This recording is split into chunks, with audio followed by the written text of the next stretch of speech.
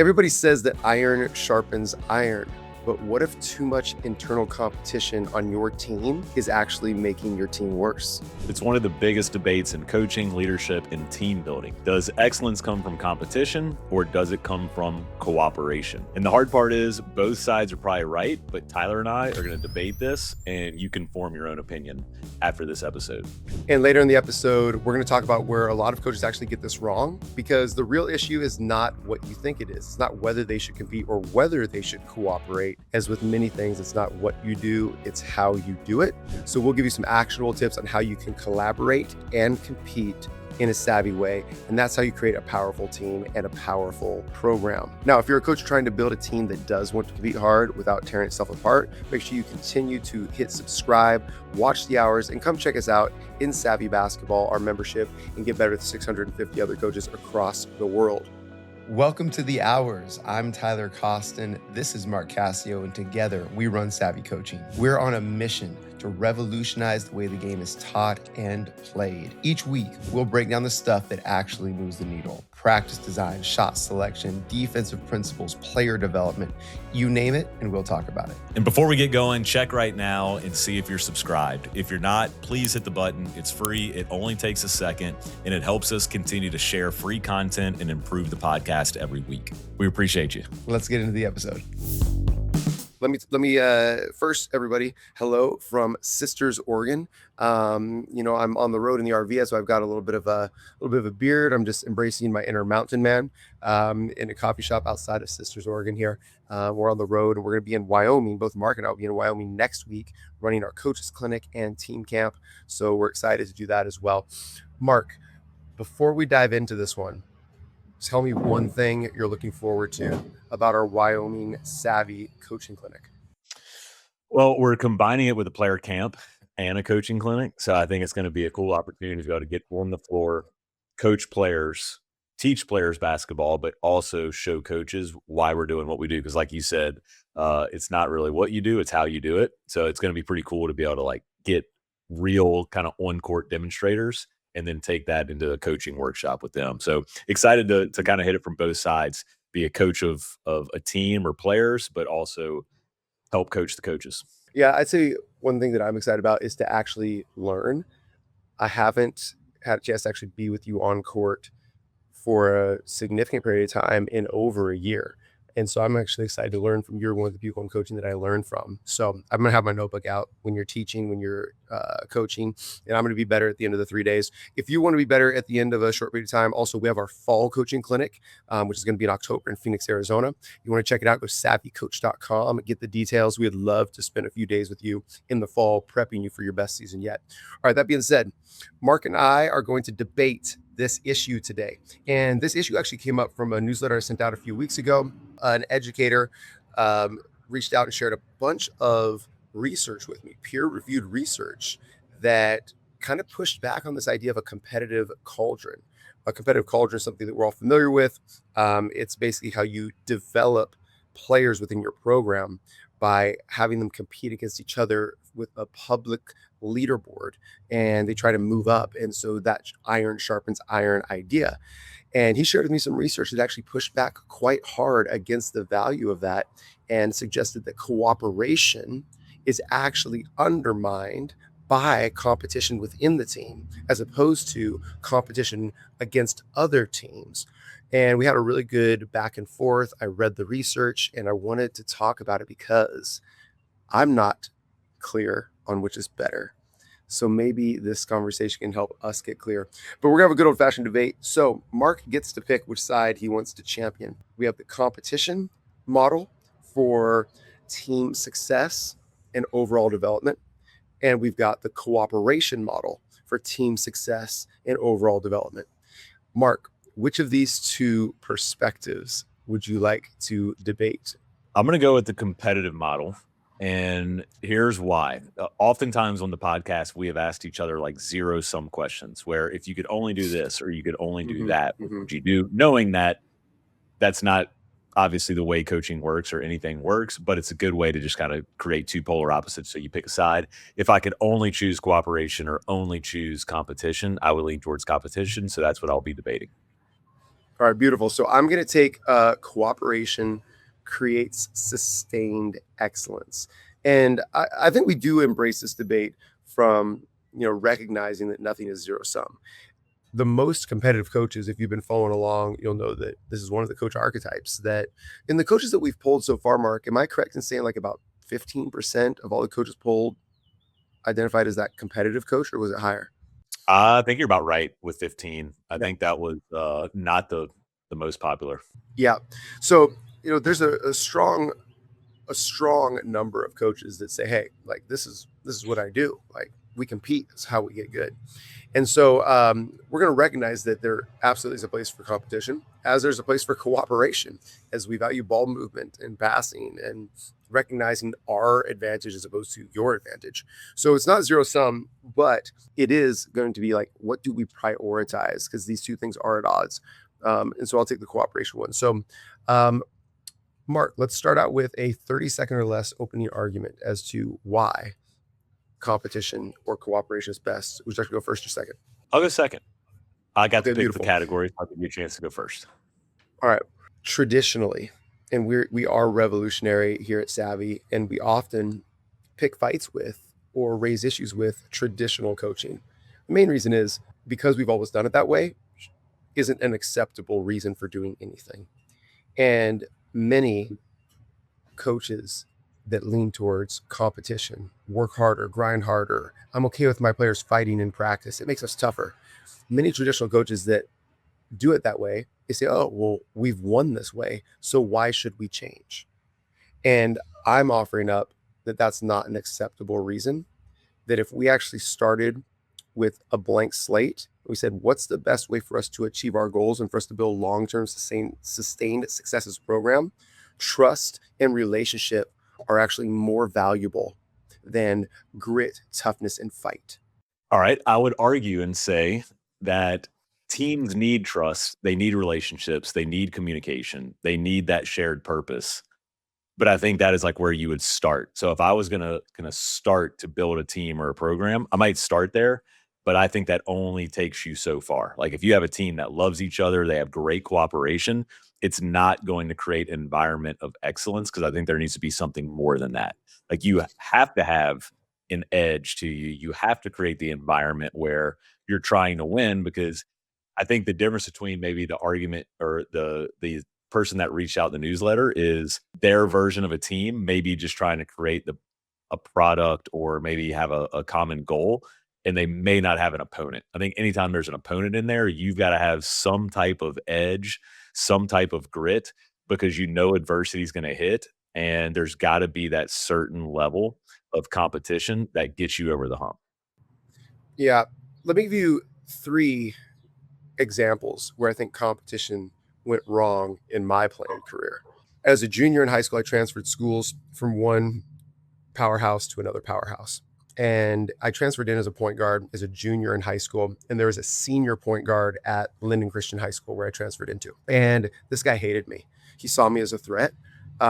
He saw me as a threat both on and off the court. And, he had this group of people on the team, the other seniors, and they kind of banded together like in practice, socially, even in games to like attempt to undermine me. Like so much, in fact, that like in warmups, pregame warmups, like this group of three or four players tried to block my shots and two-line layups because they didn't want to get me to get going. Like when we went in practice, like as a junior, I started out as the second string. He was the first string, and like it was bloody war. And up to where like he was egging my house, and like up to the point where like we would have like two groups in the common area during lunchtime, and like we just wouldn't even talk to each other. Like it was wild. How do you think that team performed? Not very well. Yeah, I mean, like we're really talented, but like we should have won a state championship, and I think we maybe lost to districts, right? We had a winning team, we're a winning program, but it's just like, like we just hated each other, right? Whereas the next year he graduated with those seniors, and we won the state championship easily, even though we were maybe a little bit less talented. I think that's where this, in any scenario, Like you have to take a look at what's the best case scenario of hyper competition and what's the worst case scenario of hyper competition. So the reason I would argue for cooperation over, like, this is just a prioritization thing, like what tool are we going to lean to, is I just think the danger of of toxic competitiveness and pitting players against each other is dangerous. Second one, gosh, maybe it's me. As a freshman in college, came in same scenario, uh, senior point guard, right? Threat, whatever. It definitely was me. Like he punched me. He punched me in the face, like second or third practice, and my coach is like, "That's what I'm talking about." Wait a minute. And I'm like this little freshman, like, what? That's what we're doing here. And like it was terrible relationship, similar scenario, like two sides of the team, me and the freshmen versus like the upperclassmen. I think that's pretty common, especially at the college level, right? Is like the upperclassmen, those kids are going to earn it. Not, no free rides here, you know? Like, so, and again, we wouldn't pass to each other.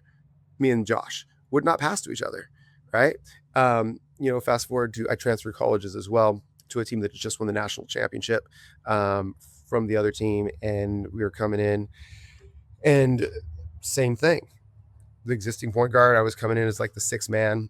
I had to earn a starting spot, and the coach like sat me and the starting two guards down and said, "Of the three of you, only two of you are ever going to start, and you have 2 weeks to earn it." I set my starting lineup at the beginning of the season after training camp, and I never change it. I've never changed my starting lineup from the beginning to the end of the season. He's like, "So you got 2 weeks. What do you think that 2 weeks was?" It was the most hellish 2 weeks of your life, like anxiety, stress, like you're living and dying with every shot. I better not miss a shot or we'll never start this entire season. Like I would say overall, all three of us, our performance overall went down. We played hard, but we didn't play free. And so I think like those negatives are why I believe like if cooperation had been fostered first and foremost, we are a team, then I think the competition can come out of cooperation because a desire of actually sharpening each other, as opposed to I'm just going to throw these people into the pit, and the gladiator that survives will be better. Yeah, I think the real issue is how you would define competition. So I would define those 3 environments as being more cutthroat and not the true spirit of competition, which should be strive to do your best, right? If you mentioned like iron sharpen iron, or, teammates making each other better, y'all were more competing against each other instead of competing against yourself. I'm going to be the best version of myself. I'm going to try to be the best guard that I can be, even if it's the second best guard on this team. And as a result, that's going to build competition because we're all striving to be the best version of ourselves instead of, oh, I'm just trying to beat this person. So I'm going to block their shot in pregame warmups, which is the first I've ever heard. Uh, or At the now, state tournament, this happened at the state tournament. unbelievable. Unbelievable. I can't remember the kid's Lit- name that did it, but Literally unbelievable. yeah. But yeah, so how we define competition, if it's a cutthroat environment, then yes, I think competitiveness can be the wrong type of competitiveness. But I think when you have leadership and you have the true spirit of competition, then it's only going to make everyone on the team better. All right. I'm just gonna say it, Mark. I think you're getting soft right now. I want to flip sides and argue against you because I think so. Let me ask you this. Let me ask you a follow Okay? up question. Okay, so you talked about the definition of competition being against yourself. Do you think there's value in competition against other players on your team? Hey, really quick, if you're getting value out of the hours, honestly, you're going to love our school community. In SAVI basketball, we've got all of our courses in the classroom. We are giving you film feedback on your team. There's community posts with coaches interacting and helping each other. And we take you through challenges to deep dive into different areas of coaching. So come check us out. The link is in the description below. We've got a 7-day free trial. So just come join for free. Do you think there's value in competition against other players on your team? Absolutely. Okay, That was going to be so how that was going how to be my next point.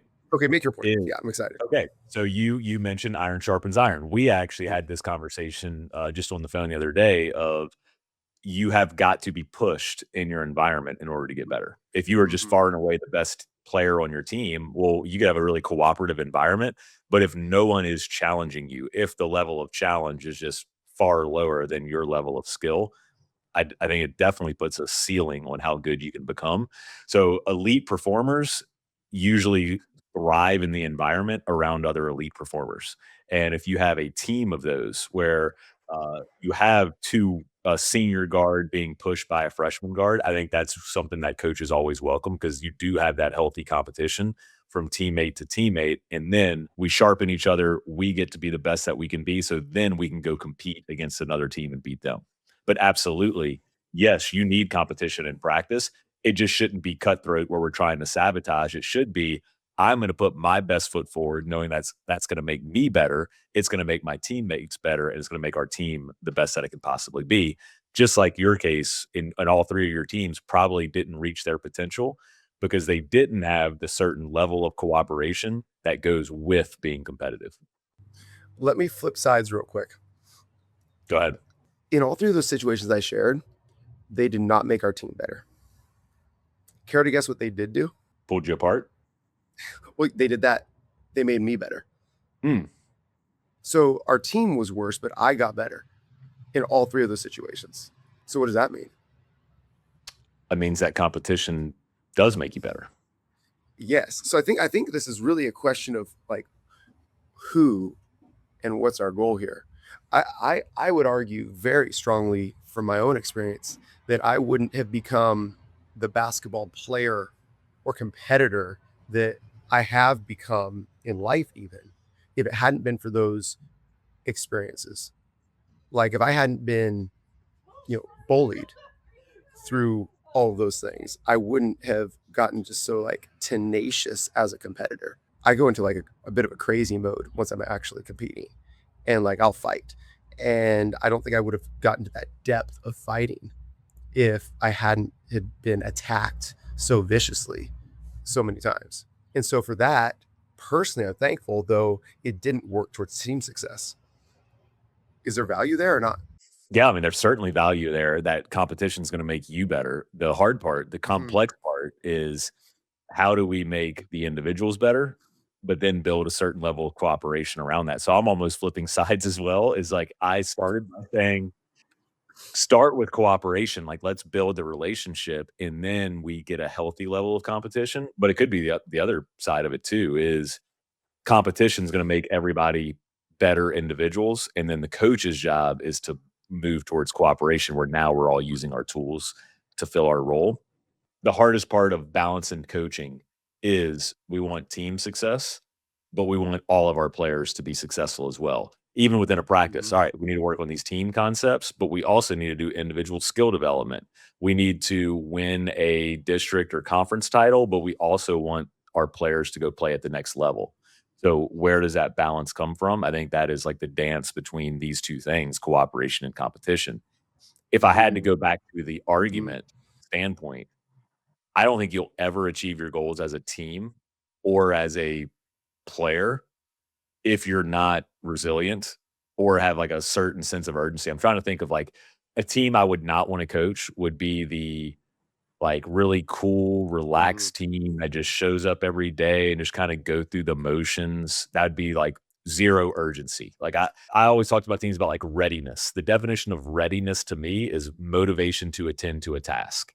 Like, how motivated mhm, am I to crush this next thing that's in front of me?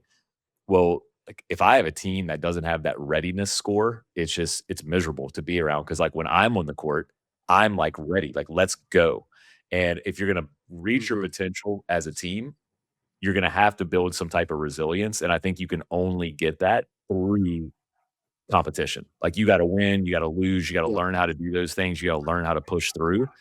I don't think you can get that in a purely cooperative environment. yeah, yeah. Agreed. I mean, I worked with a team recently that they spent a lot of energy connecting relationally in the midst of training. And by that I mean like laughing, giggling, like talking, like they really liked each other and they were there for a good time.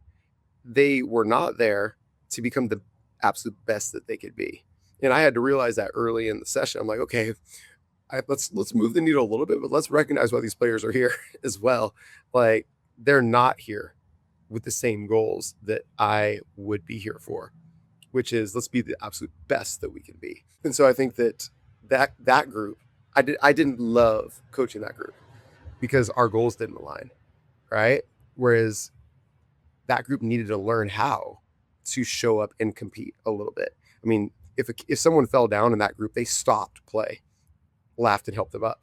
And I was like, what are we doing here? Like, whereas like my approach would be step on their neck as you go by. And I think that in order for competition and cooperation to be healthy, you have to align on your commitments first. Like, where are we going? And then we can use the tools of competition called cooperation. All right, everybody, thanks for listening. And I hope this debate between Mark and I helps you understand the value and importance of both competition and cooperation. Tune in next week to learn exactly how you can apply this to motivate and create a safe environment for cooperation within your team.